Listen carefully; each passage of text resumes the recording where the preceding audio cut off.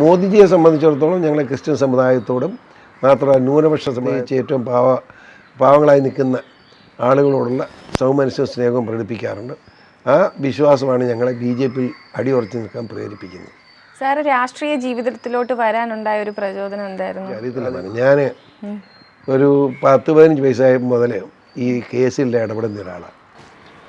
80 election വന്നു. കാരണം 77 election കഴിഞ്ഞ് 3 കൊല്ലം കഴിഞ്ഞപ്പം അച്യുതമേനോൻ ഗവൺമെൻറ് രാജിവെച്ച് പിരിഞ്ഞ് ഒരു ഇലക്ഷനിലേക്ക് വന്നു. അപ്പോൾ ആരെന്നുള്ളതാണ് പ്രശ്നം. അപ്പോൾ അങ്ങനെ വന്നപ്പം